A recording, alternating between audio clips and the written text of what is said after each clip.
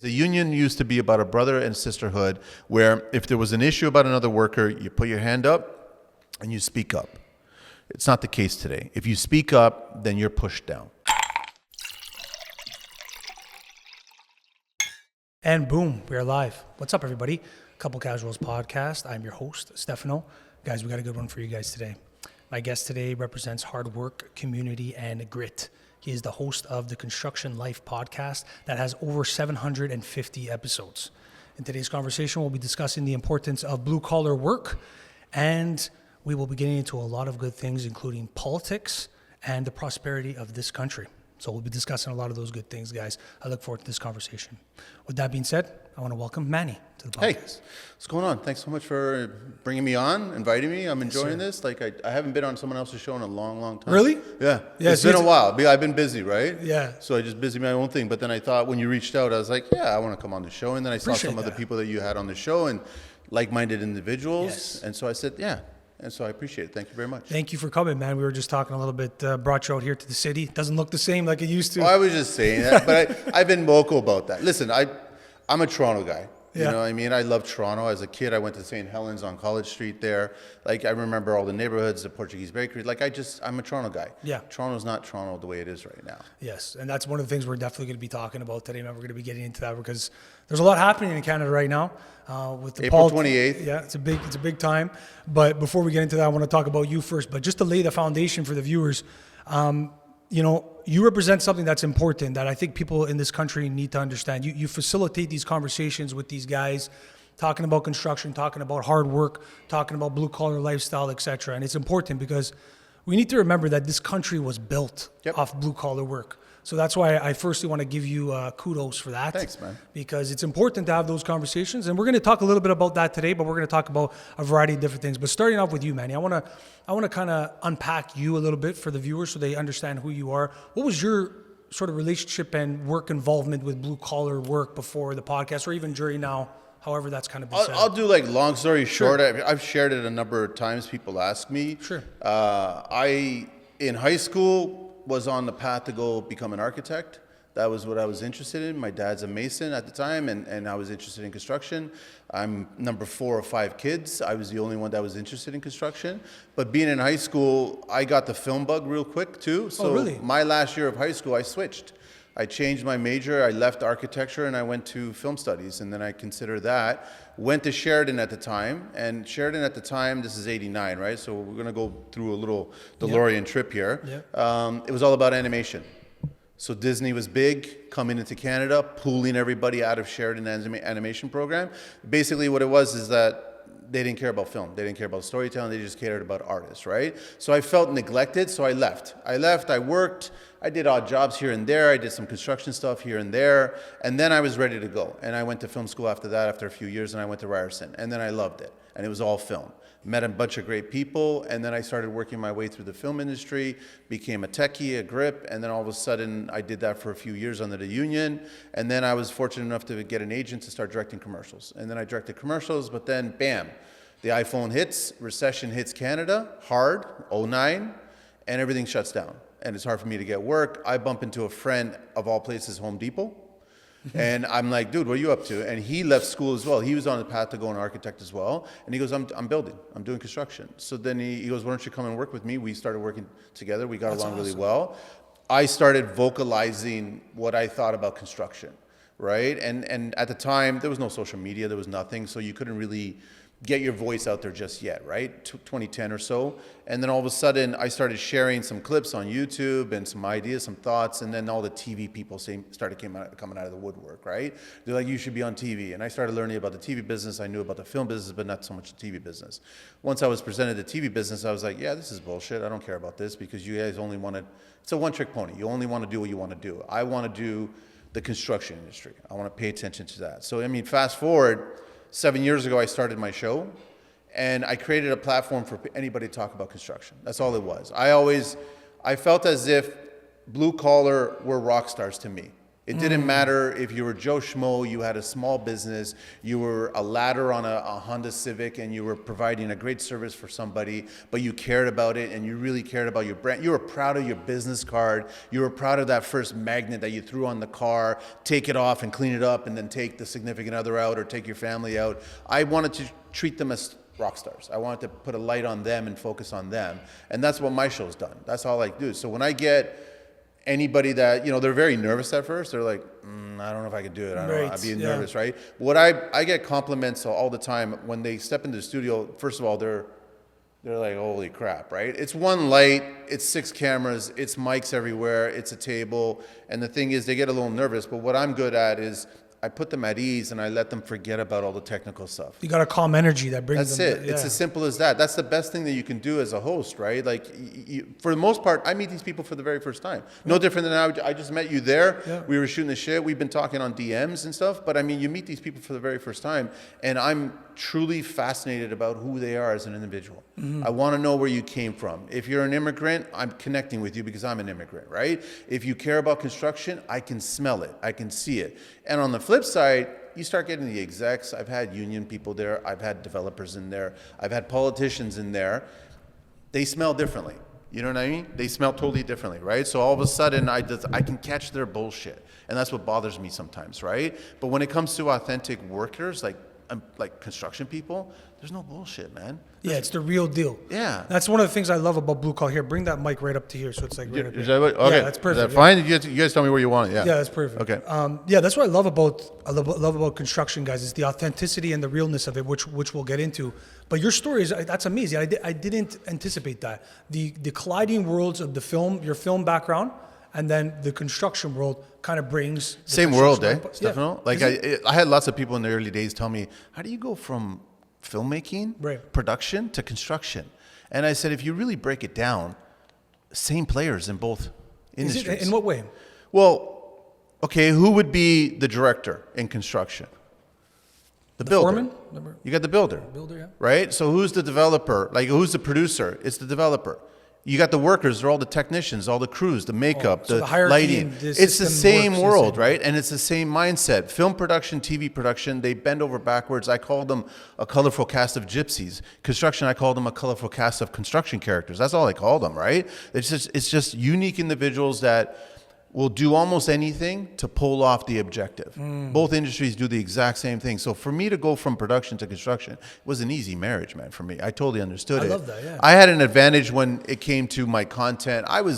When I was in construction, I started messing around with interesting creative ways of doing content so I can get meetings. That's all I cared about. I started like Thanksgiving post, I'd take a Sawzall and start carving the turkey with it. I was taking a trowel and I started icing a cake with it, right? I started taking a drill bit, put a mixing bit on it, and I started making batter, right? I just started doing things differently so then I could take it to these meetings and and then people would look at it and go, who the hell is this guy? Like, I don't understand who this guy is. Because in my early days of construction, anybody who was trying to sell construction was wearing a polo shirt and it was stuffy and it was stupid. They were just regurgitating a spec sheet of some sort. Right. And I was more interested in having just general conversation.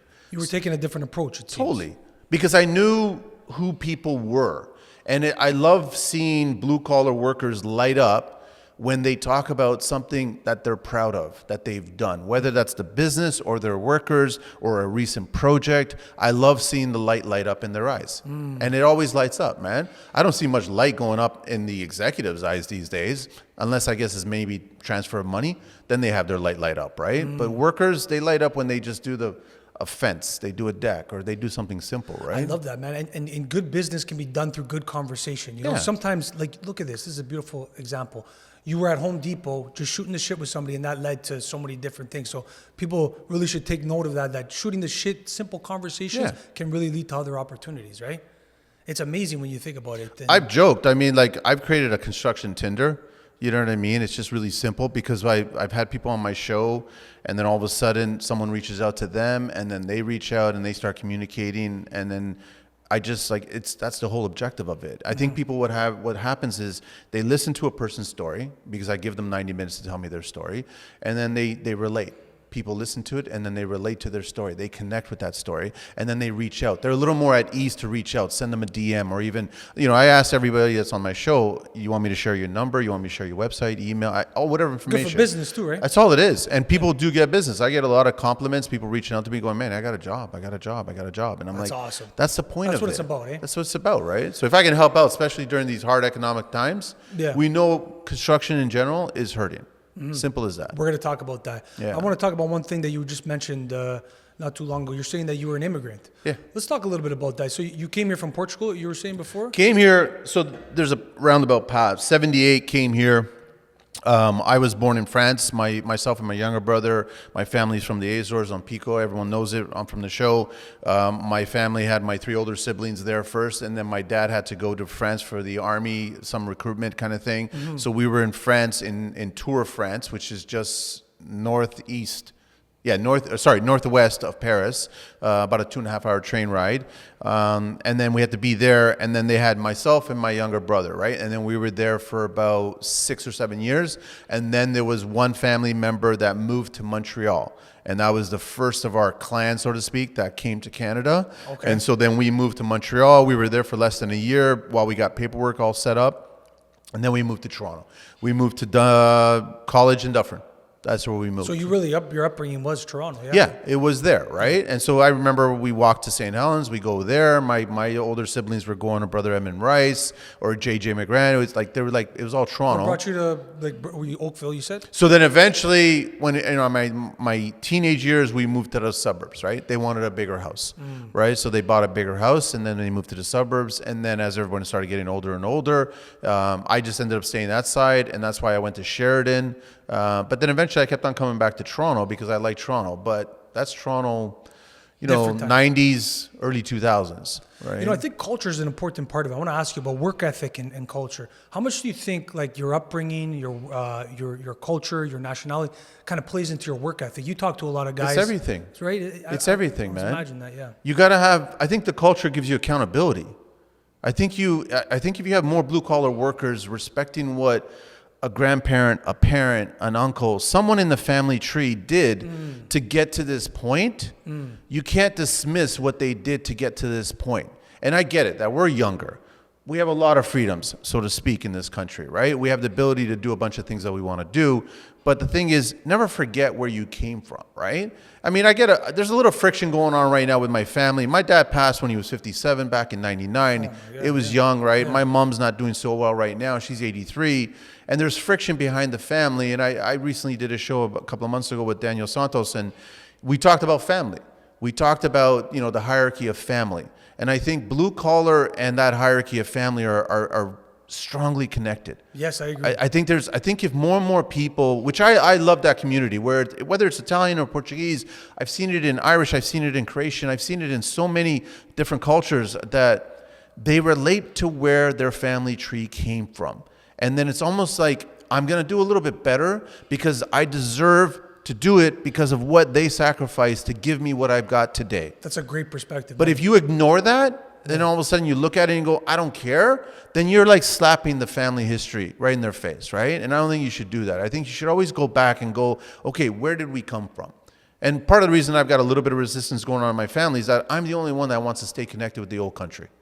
I have every interest. I go back there all the time. I'm planning on going back there again this year. I love getting there and smelling what's out there. And I'm the only one in my family tree that is interested in doing that. And I'm like, it's unfortunate because we come from a family of 5. So there should have been 5 people interested in doing this, if not half, but I'm only one. And I think that's a lost opportunity to do that. So it's unfortunate. But when I see these immigrants come on the show and they talk about it, or if they just recently came back from a trip, or they're considering getting married over there, their eyes light up and they talk about it and they say, listen, this is where my uncle came from. This is where my father, my mother, this is where they met. This is how, and then they decided to come to Canada. At the time in the 60s and 70s, Canada was a different place, right? Exactly. I mean, I have nothing against immigrants. I will always respect immigrants. But the problem is that we never were given money when we came here. You speak about European in particular. How many guys that you talk to are a part of the Portuguese, Italian, or you mentioned Croatian? A lot of these European guys that came here because their grandparents, their parents came here, and they're working hard exactly in the same blueprints that they did. Yeah. But they came here with nothing. They came here with nothing, and they built it all straight from the beginning. That's why it's important, because blue-collar work made this country. We have to remember that. And they were immigrants, but they worked every single day for nothing and then built it to something. That could happen. Back in the day, there was an opportunity to work your ass off. Right. And homes were reasonable. Yeah. Cars were reasonable.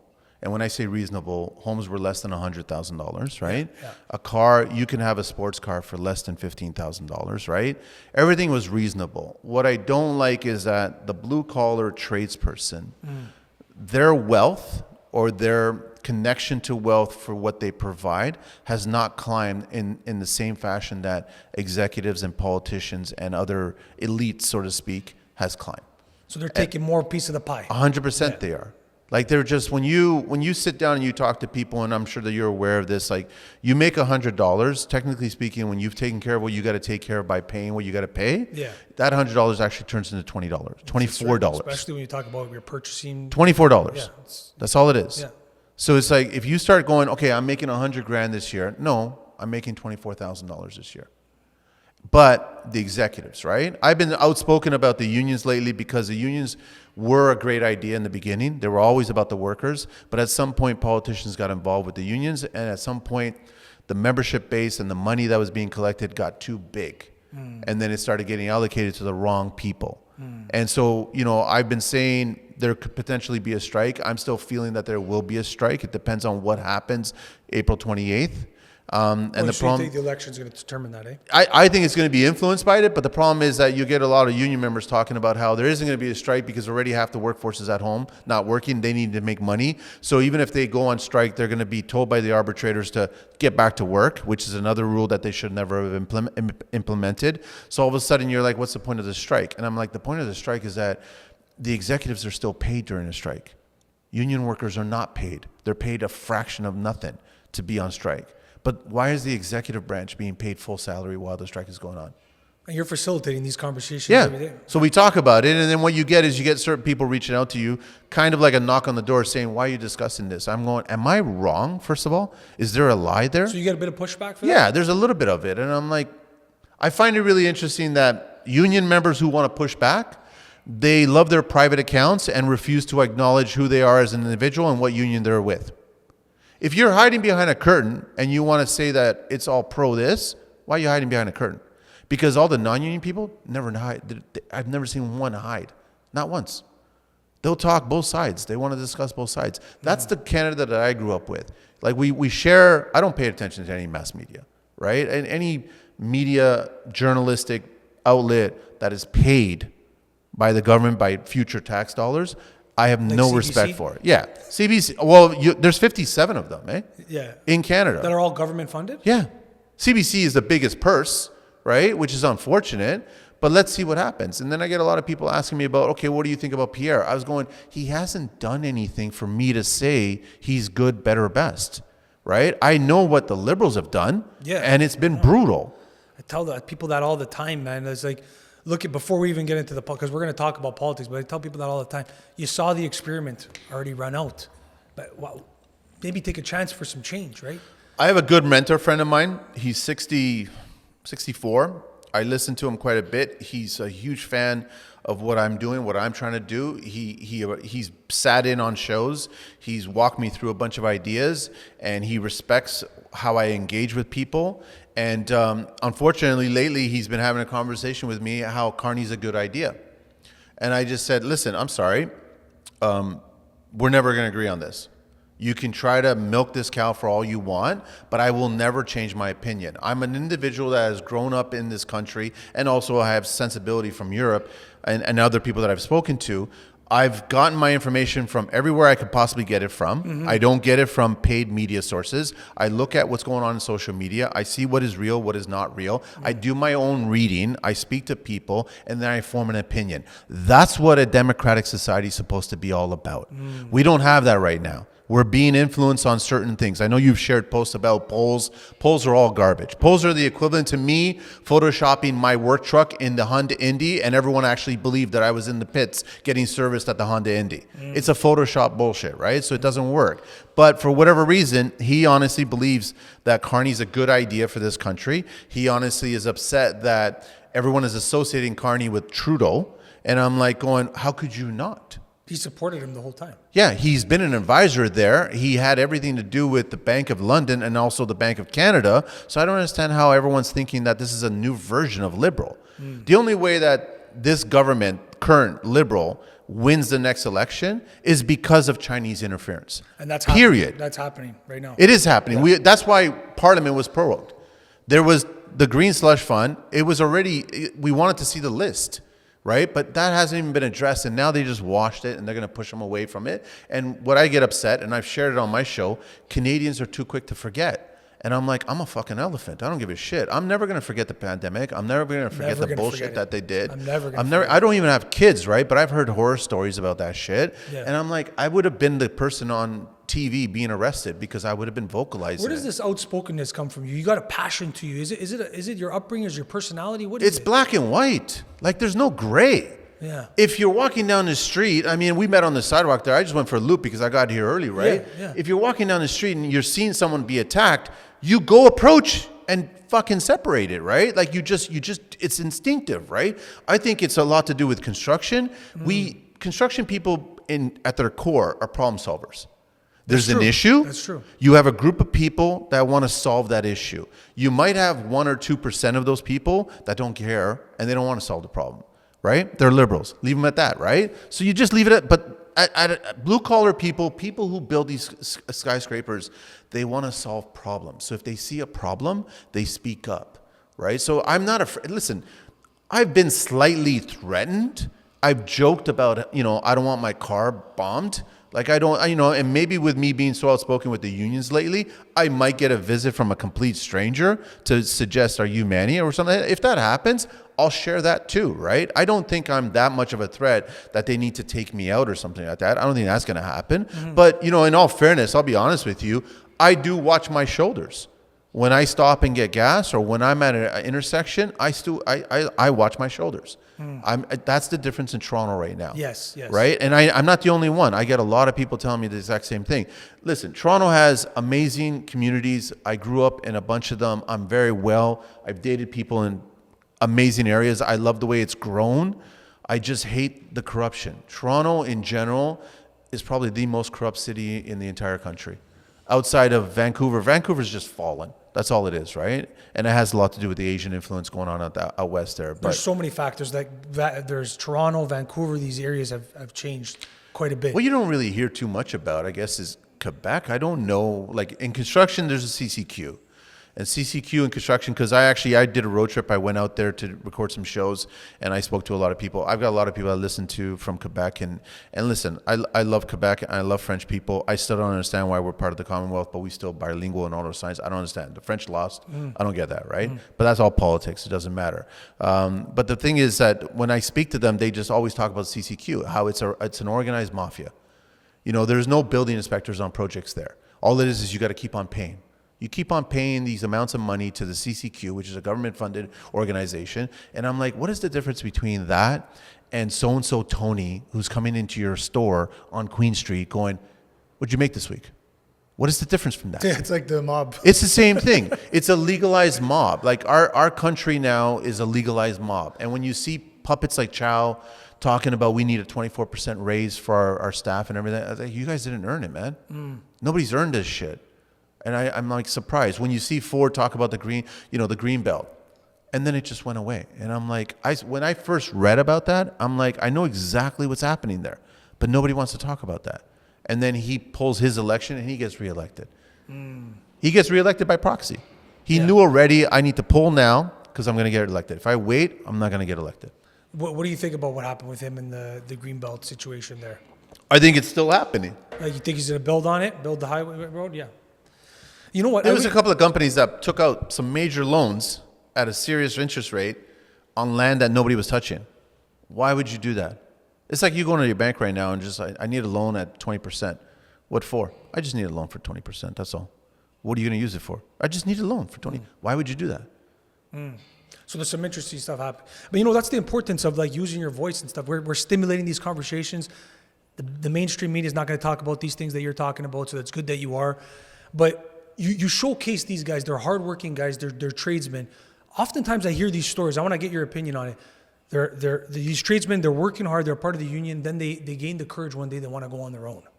And sometimes, guys are not very supportive. There's that competitive side. They may be like, it's not going to work. Stay in the union. What's your take on a guy that's a part of the union that takes that leap outside the union to go on your own? Is there a support mechanism that happens behind it, or do they try to bring you down? What's your thought on it? Society in Canada right now, specifically with construction, I know a lot about construction, right? I don't pay attention to the Kardashians. I don't pay attention to... Right. I don't doom scroll on bullshitness, right? I don't do that. I try to stay focused on my wheelhouse, right? Which is construction.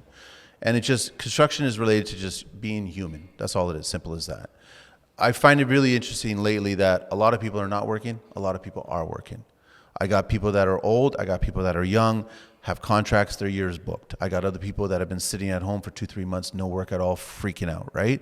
So when I look at a society, and that's the kind of year that's happening right now, we're into April right now, I look at it and I'm like, you know what it's telling me? It's telling me that there's prospects everywhere, you just have to figure it out.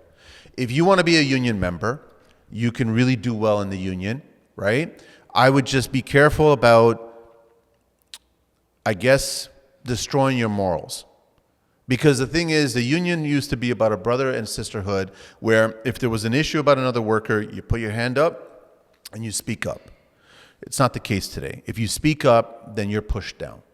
And then all of a sudden, you'll magically be told that there's no more work this week because you're speaking up against something that's going on. But you were told by the union to speak up. So it's a contradiction. So you get a lot of people, the workforce is at home, nobody's working. You're a union member. I don't know the situation. Maybe you're newly married. Maybe you just had a kid. Maybe you got your variable mortgage rates. You got stress. Money, it's all grounded in money, right? Those union workers, even the ones that are not working, they're taking cash jobs on the side.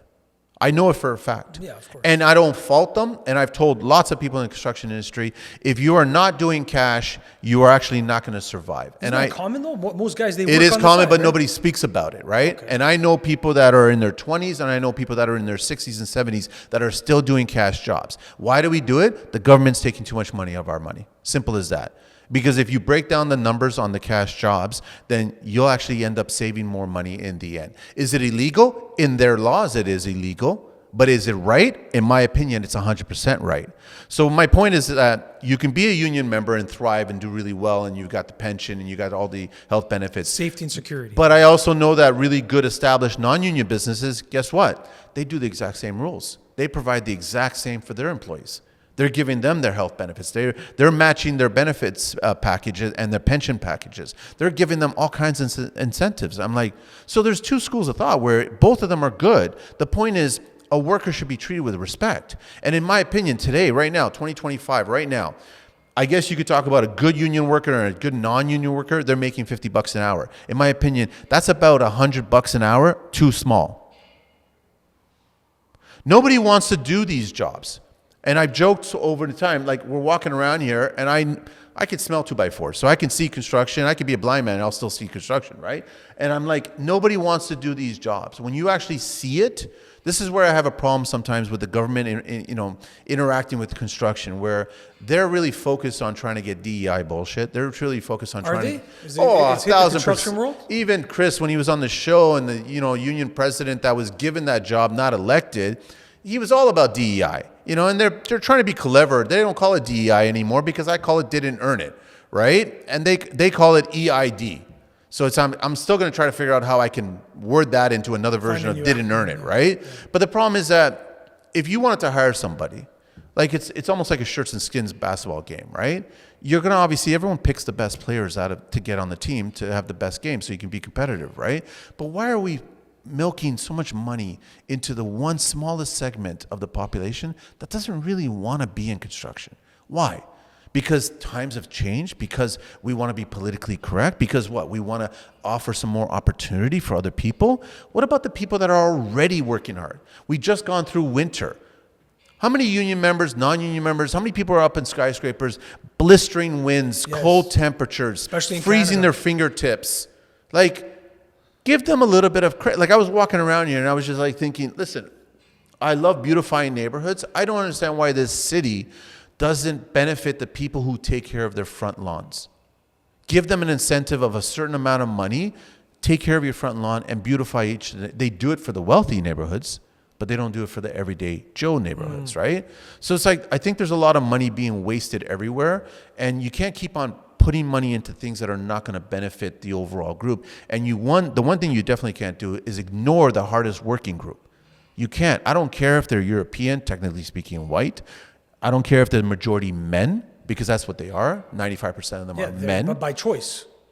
A lot of them got in because of family got in. A lot of them got in because maybe that's what they really wanted to do. They want to learn. Social media has been great for that. You get a lot of kids. Like this week alone, I had 3 kids, early 20s, started their own business already, and they want to attend my event, right? At first, I was keeping it off. I just wanted to have past guests. But then I started thinking, you know what? What better than to have a room of 150 established tradespeople, and then you be that 1 or 2 kids that you're in this world now. You can go around and just poke the bear and go, listen, I've got a question for you. I heard you. I saw you on social media. I respect what you've built. A lot of people are going to recognize a lot of people. And I'm like, you know what? That's a huge opportunity for these kids that would never get this opportunity. Are young people getting into trade still? What's that They number are. like? They are. But the problem I have is that the young people are also getting the hell out of construction. Really? So they're starting and then saying, it's not for me, I'm done. They start and their mindset is, okay, so let's just say, I say they get in at early 20s and they already have a mindset they're getting out at 40. Oh, so they want to get out early. But how would that, then they won't, will they get their pension and everything? How's that going to work? That's the one deciding factor. They just try to figure out, how can I get to my credits fast enough to get my pension, right? But a lot of them are saying, well, listen, I don't want to do this for the rest of my life. I don't want to be that old guy that I respect, that I've actually has mentored me. I don't want to be that 60-year-old guy. None of them want to be the 60-year-old guy doing this. Listen, like, I got buddies that are in construction, a lot of them, growing up Italian, Portuguese. And I got good stories of where young guys that work trades got paid good money. They made good money. Sometimes, you see the drug addictions and alcohol addictions a part of it too. It's a real tough gig, to put it that way. But some of them left the union. They started their own thing in non-unionized companies, and they're making good money now. And I know a lot of the guys that did that. And for the young guys listening, if that's a route you want to take, like, listen, the opportunity is there. Would you agree the opportunity is there in Canada still? It is. It is, okay. I think it's there, and I think it's even better now because, like, shows like yourself, shows like mine, there's lots of great shows out there. The tools that we have, digitally speaking, today outweigh anything. And if you're a kid getting into construction, you can reach out to as many people as possible, and they will give you answers, right? And I'm like, I always tell them, it's like society. You still will come across some assholes that don't want to talk to you, but the majority of the people that you reach out to, they'll want to talk to you. I've noticed that, like, my one buddy, he started his own plumbing business, doing really good, and he would fucking get on the horn. He would talk to anybody, and I would attribute conversation to most of his success. And that's to your point, what you just said right there. Talking to these guys. I didn't have that when I was getting started. I tried to find it where I could. Imagine that. But nobody wanted to share. Everybody was nervous about sharing. And these successful guys, Manny, would you say that they're willing to, like, help and learn and teach these guys? 100%. They want to give that information, right? They don't look at it. There's a phrase that we coined very early on where it was never about competition. It was always about community. It's as simple as that, right? The moment that you go into this mindset where it's like, I want to be a part of this community. I don't want to be a competitor. There's plenty of work out there. And if you can't find work in your neighborhood, find another way you can find work in that neighborhood, or find another neighborhood to find work. There is work. When I see a year that's going on like right now where lots are working really well and they have a lot of contracts and lots are not, it tells me there's lots of work. It's just you're not door knocking. Whether you take it as a digital landscape door knocking or an actual physical door knocking, you're not doing enough to get them. For every 100, you get 1. So how many hundreds have you done so far? You only did 10? You haven't gotten to the 1. But the thing is, I would reach out to as many people, DM it. Takes nothing. Instead of doom scrolling, DM scrolling. So I would say you definitely are on the side that companies people that have business in construction should be on social media, should be tapping in on that network, right? They totally do, but they also, there's a fine line. You start getting construction social media influencers, they never talk politics. They don't want to rock the boat, right? And I've lost sponsors before because I've spoken out on certain things, right? And I'm like, my show is 50% about construction, 50% about the worker. And if politics is affecting the worker, I'm speaking up. Yeah. And plus, you're the host. You get to talk about what you want to talk about, right? But a lot of people get nervous about that, right? A lot of people are like, okay, I'm making my money. I'm doing really well on social media. You've had people who lose, they leave their businesses and they become an influencer and they do really well. And I'm not talking about OnlyFans. I'm just like, they come up and package something that's really smart and they're providing knowledge for people, but anything's monetized. That's how it works, right? Yeah. So here's my package. You can join my seminar. You can do all this other shit. If it's providing value, then good for you. And if it's making you money, then good for you, right? It's great. But the thing is, they don't path into the waters of political. They don't want to get involved in any of that shit. And I'm like, it's unfortunate because you should have a stance. You know the saying, if you don't stand for anything, you fall for everything. It's as simple as that, 100%. Right? So I've been very clear about, listen, is Pierre perfect? I'm going to say no. Am I voting conservative? Fuck yeah, I'm going to vote conservative. Because I don't trust anything that's got anything to do with the Liberal Party. And I definitely don't trust anything to do with the NDP, right? Let's talk a little bit about Canada and politics too. But I want to start with Canada and trades first before we get into politics.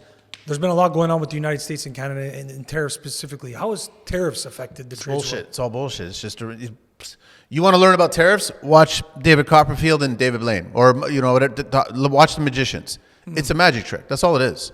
So it hasn't affected the trades world at all? Not really? Even with importing material, etc.? The best thing that so I spoke to two really good brands that I worked with that have sponsored my show before, and we had a very long conversation with both of them. As soon as there was the threat of a tariff, they started talking to me as a business person. So all of a sudden, they actually figured out how to circumvent the tariffs. And any good business is learning how to do that.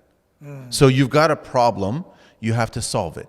I go back to construction. That's what we do. That's your fixtures. So you've got big corporations that are like, okay, fine, you've got Trump, which personally I don't have an issue with. He's just defending his own backyard. That's all he's doing. It'd be good to have somebody in Canada here doing the exact same thing. And a lot of people forget how many tariffs we throw onto the U.S. for shit that we send them.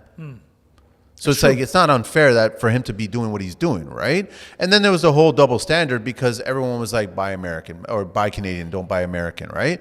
But then the following week, China put 100% tariffs on shit. And nobody spoke out about that. Yeah. You can't speak out against China because everything is from China, right? And I think kind of, isn't that what he's trying to do? He's trying to bring it domestically. He's trying to feed America. Why are we not? When I saw the oil sands out west, I was like, this is brilliant. I love it.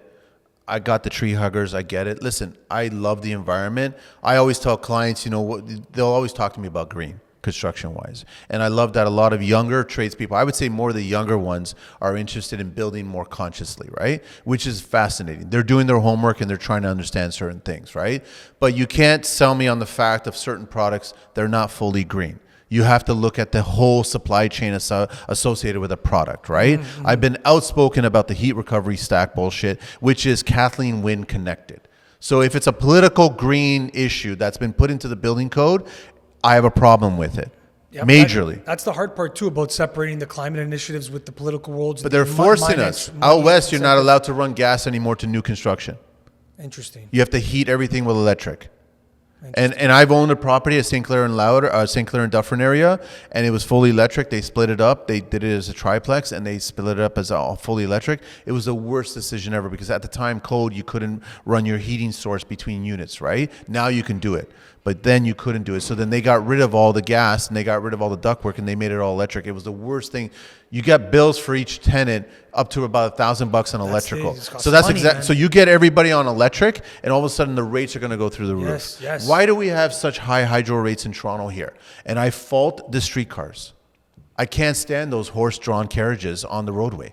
I can't stand it. I'm sorry. We should have had a subway. I don't know if you're familiar with it, but it took almost 50 years for Toronto to approve a subway system that we still have after New York and Chicago already had theirs. What is that, man? Like, because, sometimes people... Politics. They're like, oh, the road construction is taking so long on Eglinton, this and that. What's that slowly moving turtle pace construction that's happening? It's pure corruption. That's all it is. It's Why does it simple take so long? It's laundering money. You have to figure out how...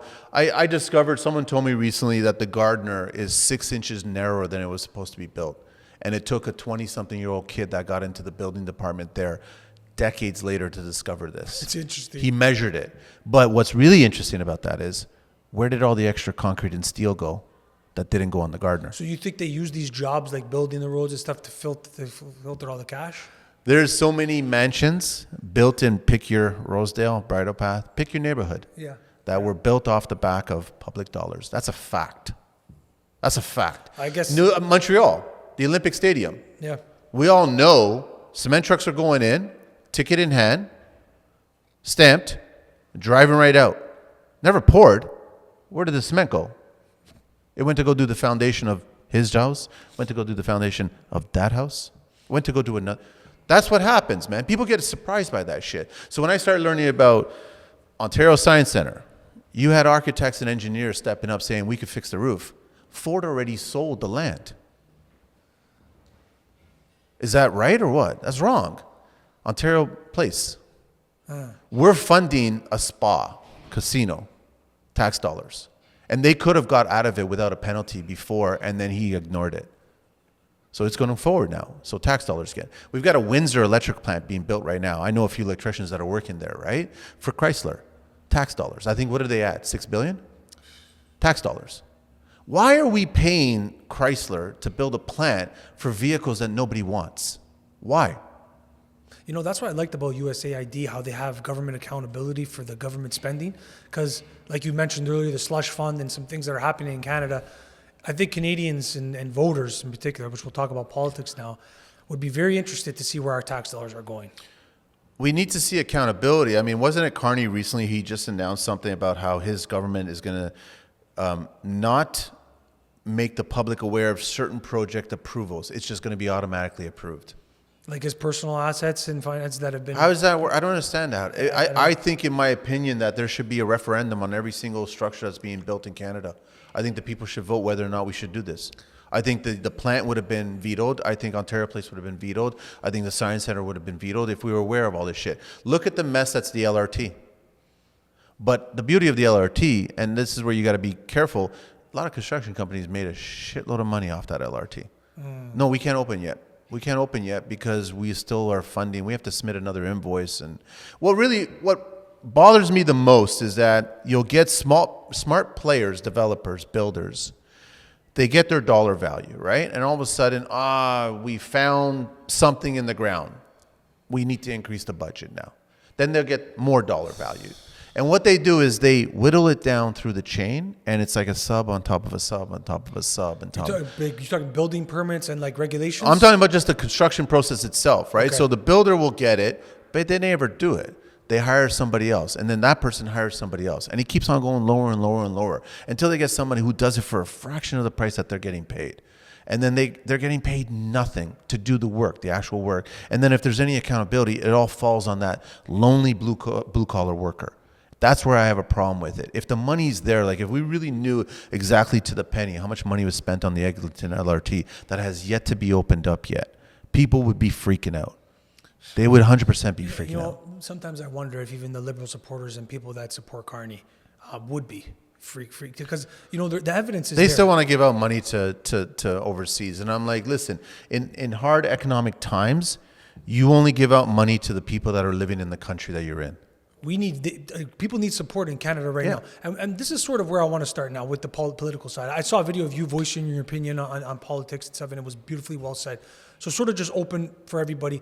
What is your opinion on how this 9 years have played under this Liberal government, and can a Conservative government really lead us in the right direction? You sort of alluded to it before, but just to unpack your thoughts. It's just an agenda. It's just an agenda to take more and more away from Canadian citizens. That's all it is. I mean, look what the cause and effect has been. How hard is it now for a young person to buy a house? How hard is it for a person to buy a vehicle? Or can they even want a vehicle, right? Like I've been outspoken about how the vehicles of today are soulless. I think EVs are soulless vehicles. People don't have that connection to vehicles anymore. They don't look at it, oh my God, that's my favorite. That's part of, I ask a question on the show at the end of every episode I do. Yeah. What is your favorite mode of transportation? The reason for that question is to see what kind of car person they are, right? And I've had people say running shoes and bicycles and things like that, right?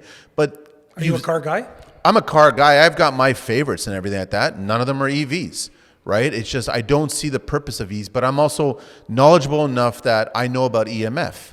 I don't want to be sitting in a bath of battery EMF. It affects your body. It's as simple as that. Whether you believe that or not, that's up to you. I don't And care. when it's too cold, your car. But what they've done is they've forced people to do things a certain way. And then what I really felt bad for, and I'm a big small business owner. Like I hate food chains that are big food chains. I don't think they're tasty foods. I like one-offs that Ossington was full of that shit after all the Vietnamese karaoke bars went away, right? Queen Street was full of that shit. But during the pandemic, they all shut down. They all disappeared, and it was struggling. There's a great place in the Junction called Coast. During the pandemic years, I know them really well, and I was like, listen, based on these stupid rules, we can do this. So I ordered a takeout. They parked a table right in front on the sidewalk, and I had my meal right there on the sidewalk. So if some idiot came along and say, well, you can't do that because of the pandemic bullshit, I'm like, yes, I can technically speak. It's a takeout menu. So what they keep on doing is they keep taking away from us more and more. And we saw that big time over the past 9 years. That's and they're why still doing it. I am absolutely baffled that they put Carney in there. The big bad Trump is in there. They're spinning this, and then I know we say we don't believe the polls, but how can they even, I don't believe the polls, but how can people be supporting this liberal government after this past 9 years? Well, it just proves that there's a bunch of stupid people in Canada. It's as simple as that. But then also you got to look at it this way too. Who's benefiting? When I read about history, you can't read about what the action was. You got to read about what was the cause of that action. Who benefited as a result of that action? So who's benefiting from locking us down? Who's benefiting? Ford went from a net worth of what, 1 point something million to 40 million, and everyone says it is attributed to the label company that he has, right? Because he was offering all the fucking stupid arrows and 6 foot distance strap. I was like, you don't make 40 million doing that. Where's the money from, right? So it's like something happens, where's the money coming? Like who's benefiting from this money? So it's clearly obvious that people are benefiting from these actions. And speaking about ethics violations, how many ethics violations has this Liberal Party been a part of? There's in the no past accountability. 9 years? I mean, there's so much. It's been like 60 plus. Trudeau's one of the devils. Carney's the same, and the party that Carney's elected is the exact same as Trudeau's party. So how can people still support the concerning part is, okay, so let's say things go pretty well. Listen, are things going wrong in the U.S.? You got to divide a nation, right? I don't think Canada is divided. I don't think we're 50-50. I don't believe any of the polls. What do you think the metric is? Because it's a weird. I don't think so, right? I'm certainly hopeful that it will be a majority conservative government. My concern is that when he does get in, will accountability, because he's been basing everything he does on accountability. Is the accountability going to be there? And if that's the case, then there should be an inquiry into everything that Trudeau did. And he should be put on stand. There should be an investigation. He should be taking the RCMP, all that shit, and they should be investigating every single member that was on that list. They should be doing that. The question is, will they do that, or are they going to just sweep it underneath the rug? Right? It'd be interesting to see. When you read about history, if you read history textbooks in Japan, there's no mention of their part in the World War II. Governments are really good at changing things. So right now, Trudeau's government is trying to remove the Emergencies Act that they lost in the court supreme. They're trying to remove that from the history books. Why? Why would you spend more tax dollars? Them implementing it during the truckers' convoy? Yeah. They're trying to remove that? They're trying to remove that they lost the appeal. Oh, right. They're trying to remove that because they don't want that in the history I bet you books. most people do not know that they lost that appeal. There's a class action lawsuit right now against the truckers' convoy and anybody who actually donated to it. There's a $250 million class action lawsuit. It's a slap lawsuit, which is a bullshit lawsuit. It's just done to scare more people because the one thing that truckers' convoy did for the Liberals, it scared the shit out of the majority of Canadians. Yeah, people need to remember they froze our bank accounts. They froze people's bank accounts for donating to an initiative that was protesting mandates from the government. It's a peaceful assembly, and it was. Most people know. How can people support that? I am mind-boggled by it, but I want to ask you, are you optimistic? Do you think that we're still going to end up with the majority? Like you mentioned it, do you think conservatives are going to take this? I think so. Okay. I know that a lot of people are nervous, and I think it's just misinformation about a bunch of stuff. I think the polls are full of shit. I think Carney's doing what he's doing, but we're seeing a very clear reflection of what the U.S. went through. Right. But I definitely think that, regardless of California, regardless of New York, they bought all those votes, the Democrats. Yep. He still got in, and you got to accept it, and they're still attacking him the whole time. Pierre will get in, and they're going to attack him all the time. They're going to prevent him from doing anything. But what he should really be doing is cleaning up. He should be full force on the accountability side of things, right? I love that. If it doesn't happen, what I was really disappointed with on the last election, right, which was another bullshit election. Snap election during COVID? Yeah, exactly. The snap election, because he did it, because he knew he was going to win, because he had Chinese interference associated with it, right? What I didn't like then, and what's different now, is all the 20-something tradespeople that I spoke to never voted then. So I want to. They didn't have a voice. Are they engaged now? Are trades? They are engaged now. They're engaged in There's a politics difference now. So that's why I'm hopeful, because you're getting a lot of young people that are 5 years older now, and they're realizing, if I don't do something, whether that's a spoken word or if I don't create an action, it's going to really mess with my future, because I'm planning on getting married and having kids, and I want to have a house, but I want to have a second income property. I want to have a cottage. I want to have a toy. I want to be able to travel. So they got to vote. It's messing with them. So I'm seeing a lot more 20-somethings now speaking up. So they are. Which okay. is the difference. So That's the hope. Would you confidently say that the Conservatives have the construction vote? Oh, 100%. And this is what blows my mind. They've been caught in the cookie jar. So, and I've seen it. People have sent me DMs from the union members, from their reps. Who are you voting for? Vote Liberal. Like, there's a lot of this shit. So have the unions voiced their support at all? For Some unions have. Some unions have voiced their, and it was funny. Chris Campbell was on my show, Local 27. I posted the show a few days after we recorded. The very next day, he was door knocking and endorsing Liberals. So the unions are very Why much is the supportive. union endorsing Liberals? But I feel like that's mixed, because I feel, are some unions supporting Conservative? Because I know they. Well, there was a union right now, I think it was yesterday morning, that they just came out and they're supporting Pierre and the Conservatives, right? Because I know the police are. But here's the thing, and the police are, yeah. Here's my problem, is that nobody comes into the voting booth with you. Yeah, so you don't know. So I think the smart tradespeople, union or not union, they're probably just going along with the ride, and they're telling their reps, yeah, no problem, I'll vote Liberal, I don't care. But when they go in there, they're not voting Liberal. They're voting Conservative. Anybody, unfortunately, there's a small percentage of construction people that I know, and unfortunately, they're all older. They're all baby boomer ages, like they're my age and older, right? And they're talking Carney. They're drinking the Coke, which is totally fine. I don't care. You can do that, right? But I think that 90% of the construction force, they're voting Conservative this round. I don't even think they're fucking around with NDP or PCC, whatever. PPC, they're just going Conservatives. Mm-hmm. They've experienced full force of 9 years of bullshit. Yep. They've experienced it. And the young people overwhelmingly are supporting Conservative, especially this time around, which is not usual. Usually the young people support Liberals, generally speaking. But I think one of those things which I want to talk to you about now is the housing crisis, right? I want to get from a construction perspective. There isn't a housing crisis. Well, the supply? Is there a shortage of supply? There isn't a shortage of supply. If there was a shortage of supply, why aren't these buildings starting? So is there, residentially speaking, is there enough homes to supply the amount of 1.3 million immigrants, not including overstayed student visas and illegal incomers, in the year 2023 to 2024, and they all came to Toronto, Vancouver. Yeah. Do we have enough houses to supply for these young people? We have the houses for them. The problem is that the majority of the houses are being used to launder money.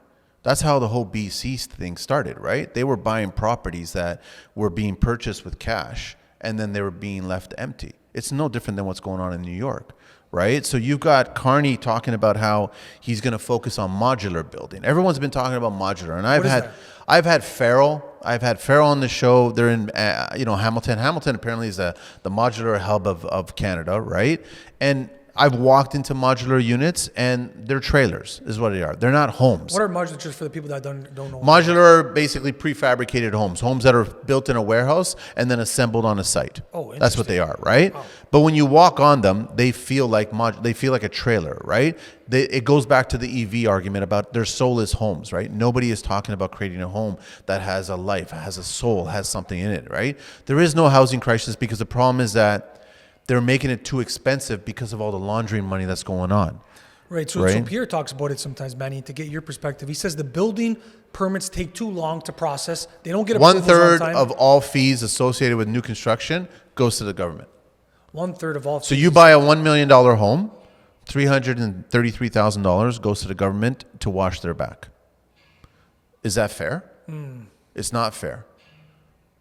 Right?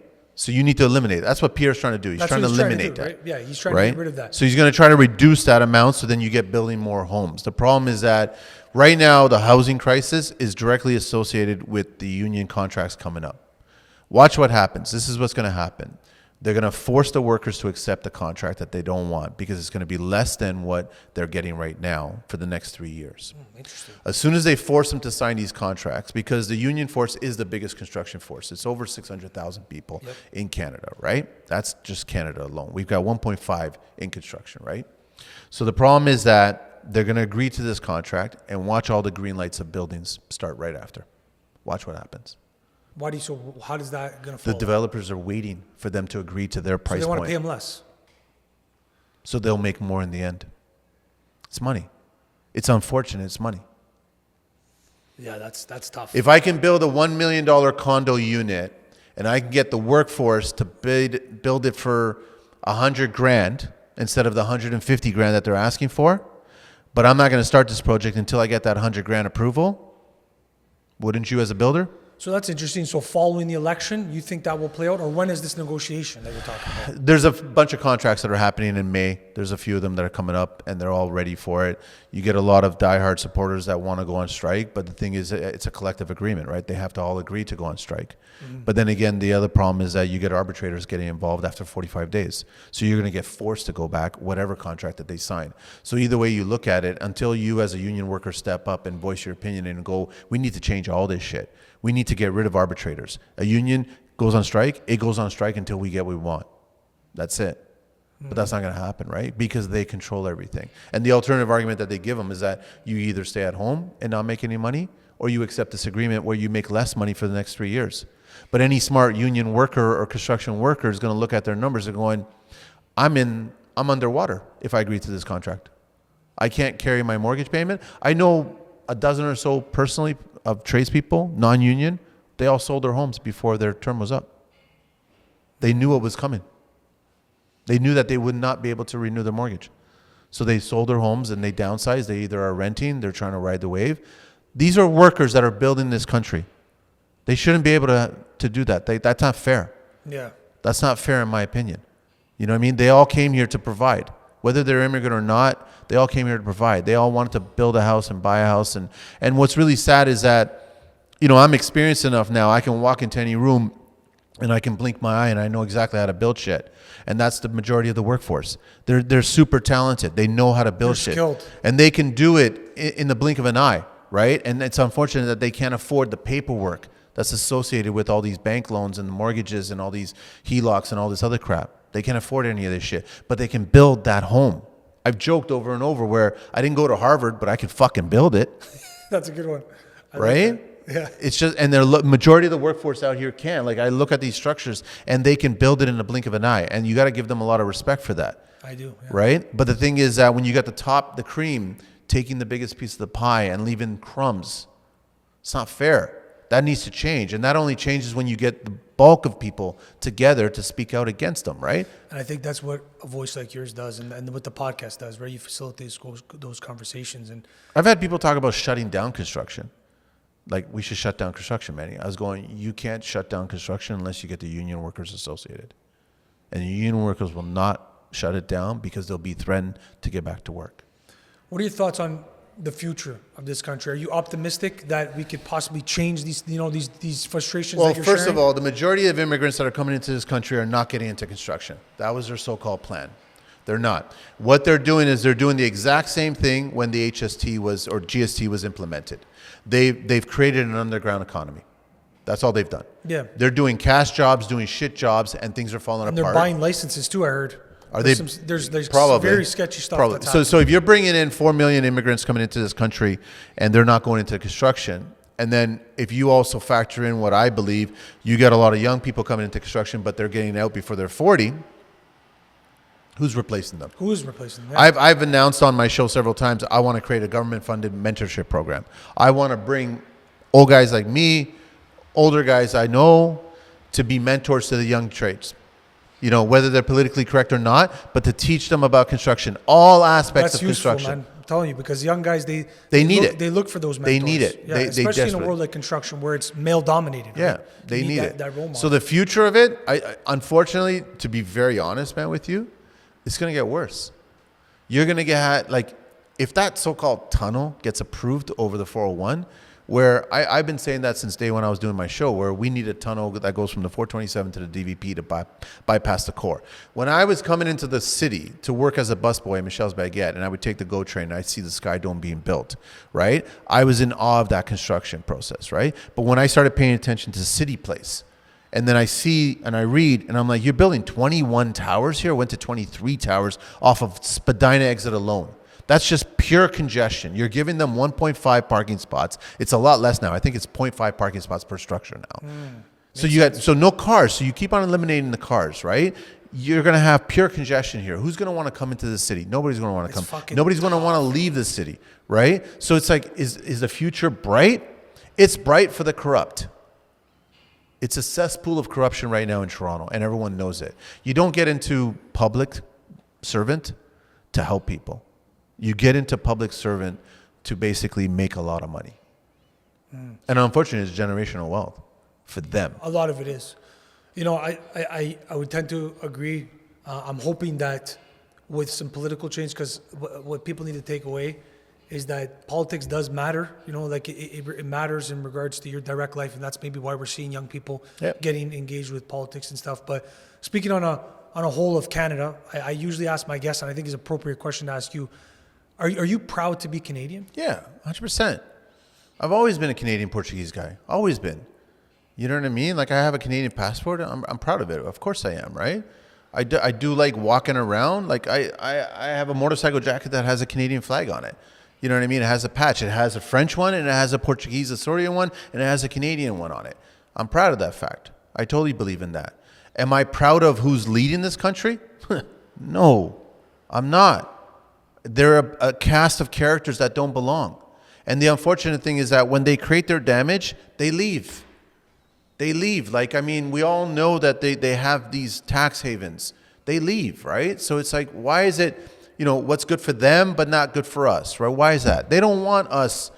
I was at a cigar lounge, you know, recently, a get-together with a bunch of friends, and it was all about, you know, whole life insurance. It was all about creating your own trusts, and it was all like more and more young people start paying attention to these conversations and start building your net worth. Great. And I think as a business owner, if you want to be a union or non-union, or you want to go on your own or whatever it is, you speak to as many business people as possible and figure out what you can do legally.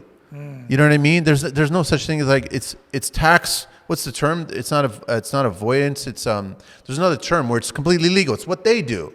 So just learn what they do, and you do it for your small business. Your numbers are going to be far smaller, and there's going to be fewer zeros, but you do it too. So if you can figure out ways of doing that, and if there's ways that you can set up a bank account that's not part of the international banking system, and somehow you keep a little bit in that, so then the government of Canada can never touch it, then do it. Figure it out. Talk to as many people as possible, so then you can build the Canada that you want. I love that. And I think it circles to kind of tie a bow on it, what we were talking about earlier about that pride of your last name, the pride of your grandparents, that kind of you have a responsibility. It instills into your work ethic, and that's why we need to reestablish that Canadian pride, and I'm hoping that we I see it this round. I didn't see it the last election. Yeah, I see it this round. I see the change.